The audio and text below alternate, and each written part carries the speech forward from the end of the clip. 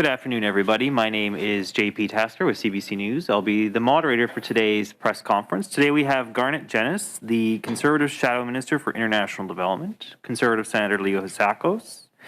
We have NBA free agent and world-renowned human rights fighter Enes Kanter Freedom. And Sarah Teich is also here to discuss a ban on goods made with forced labor from the Xinjiang region of China. Take it away, please.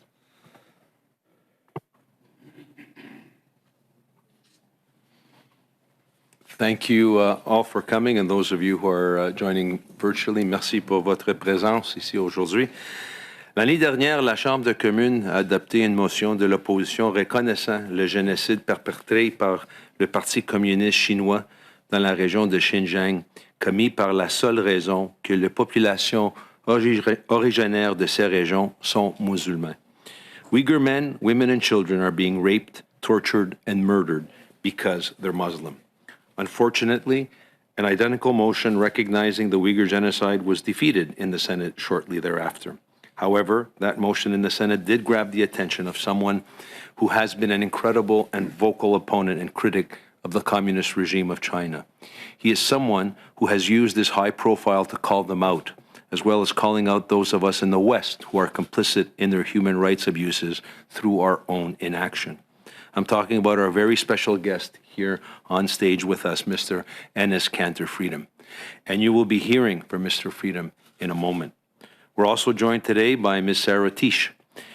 Ms. Teich is an international human rights lawyer and senior fellow at the Macdonald-Laurier Institute.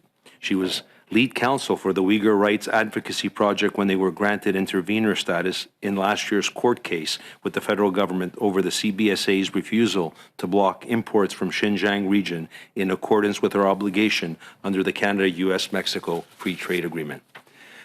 Mr. Freedom has been fearless over the past several years as he has taken on the NBA, companies like Nike, and megastars like LeBron James for continuing to aid and abet China's genocidal regime.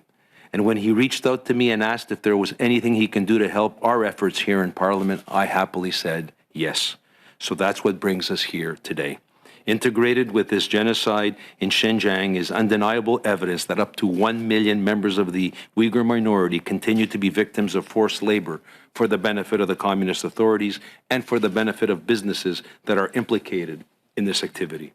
And while the United States is preparing to bring into force later this month a law banning all imports from Xinjiang region, here in Canada we have stopped not one container of goods from that region, not a single one.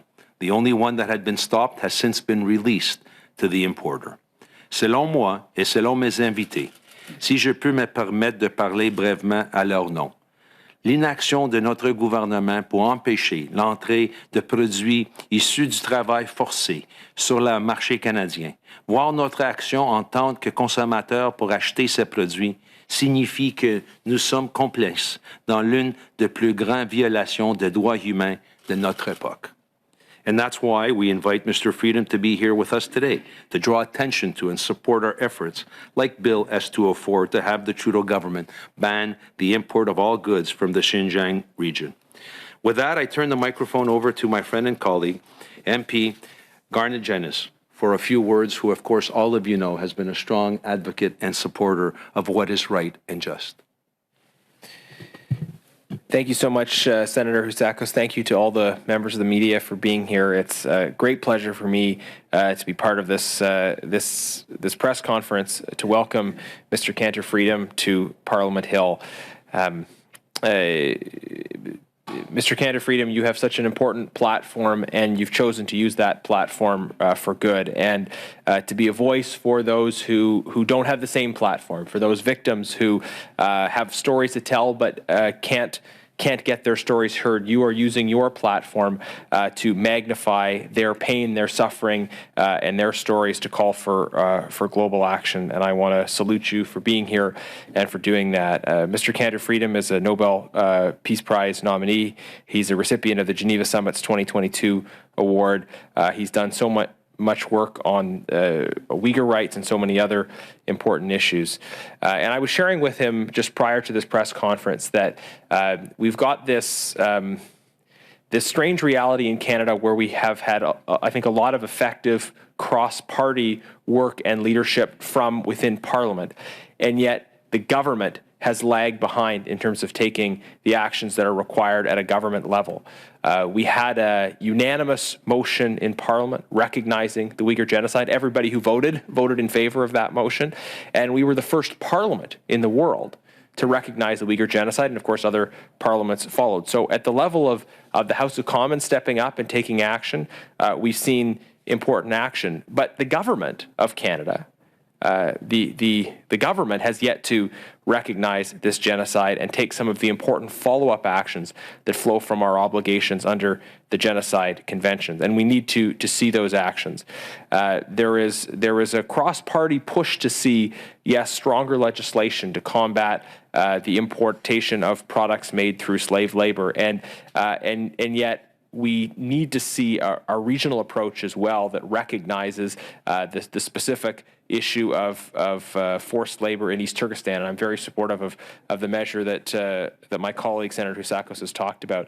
So we need to go further, and we need to have effective enforcement from the government of the existing provisions that are in place. And as was mentioned, there was I think one shipment stopped and then released. So we've clearly not seen the effective action that we need to see. A couple other issues I want to identify in this area. I'm very pleased that the Special Committee on Canada-China Relations is going to be getting back to work soon. That will be another important forum for putting forward these issues of human rights in China. And we have a private member's bill working its way through the system on forced organ harvesting and trafficking. We're seeing increasingly that Uyghurs are victims of forced organ harvesting and trafficking. And I'm hopeful that we'll be able to pass that legislation. Senator Ratula John Pros in the Senate, I'm the sponsor of it in the House of Commons. Another important initiative to move forward on justice and human rights issues and to stand with Uyghur victims of these human rights violations. Without any further ado, Mr. Kanter Freedom, thank you so much for being here, and I'll turn it over to you to share your important message. Yeah, of course. First of all, thank you guys for having me. It's an honor, and I'm humbled to be here. Thank you, Senator, and thank you, everyone, to be here. I want to tell you guys about how I actually started to, get into this, Uyghur topic. The last 8-9 years, I was talking about the problems that are happening in my home country, Turkey. And unfortunately, you see there is no, democracy, freedom of religion, speech, or expression, or, there is no human rights in Turkey. So I was focusing on the problems that were happening in Turkey. And, just last summer, I was on a basketball camp for kids in New York. And I remember, after the camp, it was a beautiful camp. And after the camp, all the kids were lined up. They were taking pictures and getting autographs one by one. And I took a picture with this kid, and his parent was taking a video. And he pretty much called me out in front of everybody. There were kids there, media, people, and some of my friends. And he said, "How can you call yourself a human rights activist when your Muslim brothers and sisters are getting tortured and raped every day in concentration camps in China?" I was shocked. I didn't know what to say. I turned around to that parent. The first thing I said was, "I promise I'm going to get back to you." So that day I canceled everything. I went back to my hotel and I started to study about what's going on. Because the last 8 years I was so focused on the problems that were happening in Turkey because my family was stuck there, and there were so many political prisoners and innocents are being suffered in Turkey because of the Erdogan regime. So I started to study about what is happening to the Uyghur people. And what I learned, it broke my heart. I was very ashamed with myself. I was like, I cannot believe the last 8-9 years I was focusing on the only one dictatorship. And I immediately called my manager, and I told him I need to speak to someone who has been in concentration camp before. Because on internet, you're going to find every kind of news. So I wanted to hear from the first hand. And I remember sitting down and having a conversation with her.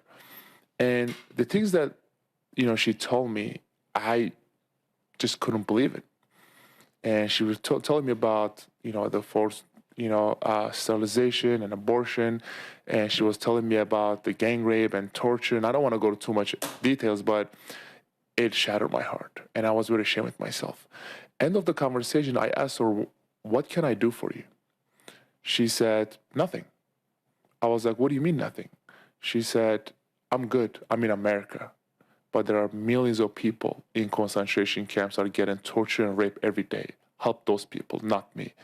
And after I, heard that, my heart even shattered even more. So I started to talk about the problems that are happening over there in China, and they were, it just, I wanted actually not just talk about it, but educate my teammates about it.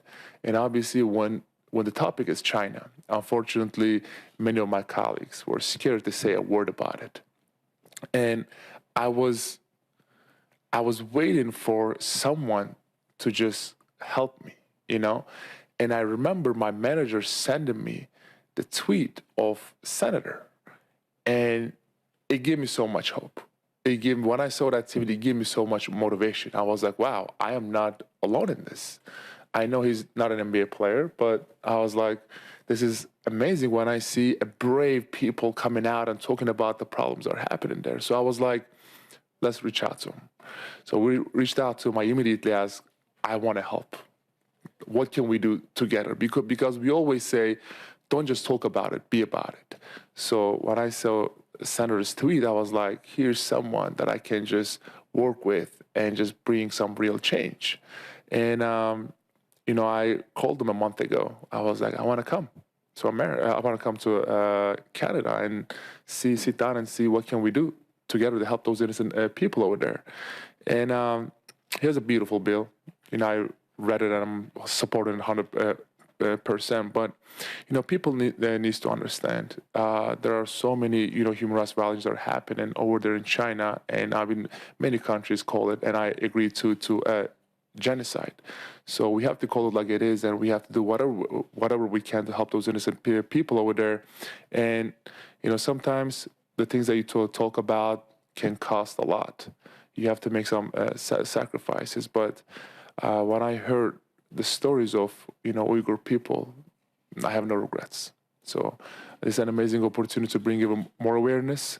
Like I said again, when I work with or when I see the brave people like this, it gives me so much hope and motivation to fight for what's right. So I never regret my decision, and I'm glad that I'm reached out and see what can we do together. So thank you. Thank you, Mr. Freedom. Sarah, do you have something to add? Sarah Teich, of course, you have the floor. Sure. I just want to put this forced labor issue in context a little bit, because there's so much evidence that forced labor is pervasive in the Uyghur region. And there have been growing reports on exactly what's happening and just how many multinational corporations are implicated. In 2020, the Australia Strategic Policy Institute came out and named 82 global brands that have Uyghur forced labor in their supply chains. This spans numerous industries, and the Coalition to End Uyghur Forced Labor estimates that 1 in 5 products are tainted by Uyghur forced labor. So this is a massive issue. And in terms of why we should care and why Canada needs to get involved, it's not just a moral issue, which of course it is, as Mr. Freedom so rightly pointed out. It's also a legal issue. Canada has ratified numerous international treaties that impose upon it international legal obligations to effectively suppress forced labor and clean up supply chains. And Canada is also a party to the Genocide Convention, which means that Canada doesn't just have an obligation to not commit genocide. Canada also has an obligation to prevent genocide. So I just wanted to flag also that this is not something nice that we just should do. This is something that we really do need to act on. Thanks. Okay, thank you all. Let's turn now to the question and answer portion of our afternoon. So we'll start in the room and then we'll move to Zoom. If anybody is on Zoom and would like to ask a question, please use the raise hand function on the system there, and we'll get to you after we work through the people who are sitting in front of me now. Catherine Cullen with CBC News, please. I will ask a question about the legislation to our lawmakers in a minute, but maybe first for both of you, I could just ask a bit of a big picture question. if you were to go out and ask anyone on the street, of course, they would say they don't want forced labor involved in our products. Why do you think there is such a disconnect between what the average person would say that they want and what actually happens? I actually gave a lecture just last night to a group of Carleton University students. And something that came up in that lecture was, these students were very interested in this issue. That's why they were there. But they didn't know how many brands were involved. And when I dropped names like Nike and Zara, there was shock around the room. And the girls were, lamenting that they couldn't buy Zara clothes anymore. And I think there's so many. 82 named by ASPE. More named by Laura Murphy in her recent report that came out just a couple months ago, that it's hard to keep track. So, I think the scale of it is probably a large part of that. I agree 100%. There are 82 companies who's been involved with that, forced labor. But, we just have to call out those companies. First of all, I'm gonna get to that. But, you see there are many companies out there who are standing for the things that they believe in America. I live in America, so I'm going to give an example from America, like Nike. It's the biggest sponsor of NBA, so I'm going to give an example of Nike. But you're looking at Nike, they stand up for, the Latino community, LGBTQ community. They stand up for, Black Lives Matter, no Asian hate. But unfortunately, when it comes to, China, they remain silent. So we have to call them like it is. And I think that I agree 100% of what she says. For both of maybe I'll start with you, Senator Housakos. You know certainly that Minister O'Regan has embraced Senator Miville-Deschênes' legislation. What would you like to see in terms of changes to that legislation as it goes through to committee to give it the kind of teeth that you're hoping for? That's a very good piece of legislation, which I supported in the Senate, and I'm glad the government's embracing it. I think this is just one first step towards sending a clear message to nations that infringe upon human rights, that we will not deal with them unless they align themselves on some of the fundamental values and principles that we Canadians hold dear. And back to your question that you asked originally, which I think is a fundamental question, I think the issue is greed. Very often it's greed that drives complacency on the part of our constituents, and greed that drives participation in this deplorable acts on the part of some of our corporations. And I think we need to do a better job, and that's why Mr. Freedom is here today, and try to sensitize Canadians that every time you buy a piece of clothing, that you should look into where it comes from and who's actually sweated and toiled in order to produce that, and at what price are you willing to sacrifice values and human rights for your own economic benefit. The takeaway in terms of what legislators could be doing further. Yeah, absolutely. So I'm very supportive of S-211. I spoke on the bill in the House, and I made some suggestions around amendments, and I look forward to our Foreign Affairs Committee in the House being able to review it, and there's important work happening there. But S-211 is about creating reporting mechanisms that facilitate the public holding companies accountable. It is not about taking a regional approach to particular hotspots and saying, we know that there is a large volume of forced labor happening in these places, and therefore we have to treat those places differently. So it's a different framework that I think we need in addition to the framework provided by S-211. And I would go further and say it makes sense to just in general have legislation that recognizes that there are always, hopefully not always, but for the foreseeable future, there's going to be particular regions of the world where there's a much higher risk of forced labor. So we have to take an approach that treats those areas differently. And the Uyghur Forced Labor Prevention Act of the United States does this. It's a bipartisan piece of legislation in the United States. So S-211 is good, but the kind of legislation that Senator Housakos has put forward is very important as well. And on the main theme, I'll just say I think often of that quote from William Wilberforce, a champion of abolition in the British British Parliament centuries ago, who said, after exposing information, he would say, "You may choose to look away, but you may never again say that you did not know." When so many of us are seeing constantly products in the store that have forced labor, Uyghur forced labor in particular, as part of their supply chains, it is so much easier to look away and say, in principle, I'm against forced labor, but I also really want to buy this product, or for investors, for the government to say, well, we'll just look the other way. So the importance of the awareness raising work that Mr. Kanter Freedom and others are doing is to make sure people can't ever say they don't know.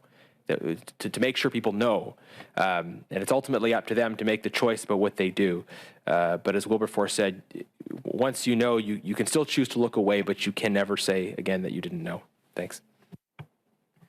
Okay, thanks. Next we have Ellie Canton-Nantel from True North. Go ahead.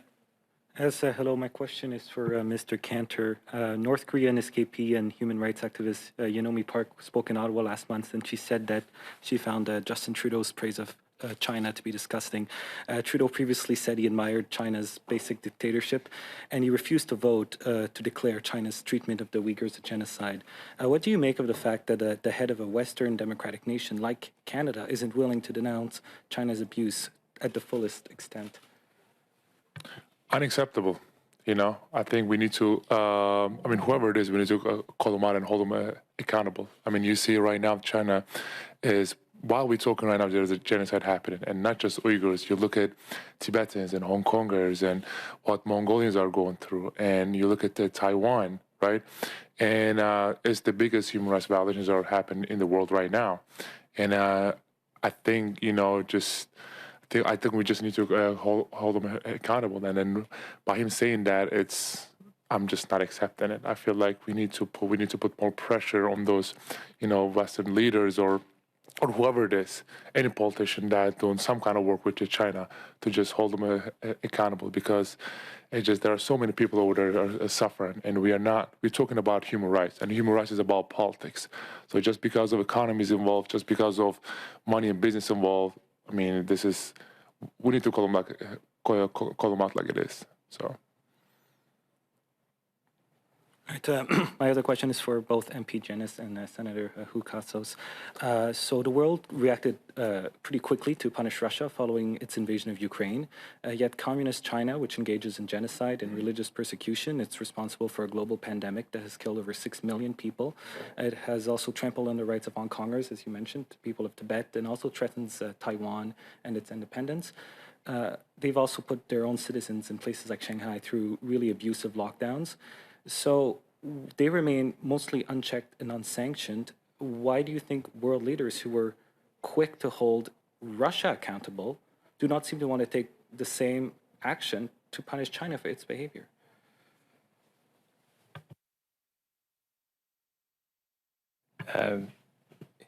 Yeah, it's an important question. What we are seeing very clearly in China is grotesque violations of human rights, but also violations of international law. China's commitments, for instance, with respect to the unique status of Hong Kong, have been totally ignored. So I think for some world leaders, perhaps they see the invasion of Ukraine as being kind of different from what China's doing because it involves the transgression of an international boundary. But China is already violating its own commitments, violating international law in its treatment of Hong Kong, obviously, and it's violating its international obligations with respect to the human rights of its own people. So I do think that although there are a lot of details about those two circumstances that are different, that it's critically important that we hold the leaders of both Russia and China accountable for their violations of international law and their violations of human rights. It's hard for me to speculate about the motivations of individual leaders. I mean, obviously, China is a is a larger player economically and in terms of its integration within the global system. But I think it's a clear principle of international human rights that we not let anybody get away with the kind of behavior that we're seeing. And the response, in addition to the things we've talked about already today, is targeted sanctions against those involved in violations of human rights. We have the Magnitsky Act now. It's an important tool for targeting human rights abusers. And we have continuously called for the Magnitsky Act to be used more to target violators of human rights. It's a very effective tool for holding individuals accountable for those violations. We've called for its use against officials involved in the repression in East Turkestan, in Hong Kong, and elsewhere. Although in the end, after much conservative pressure, the government supported the Magnitsky Act legislation. They've been very reluctant to use it.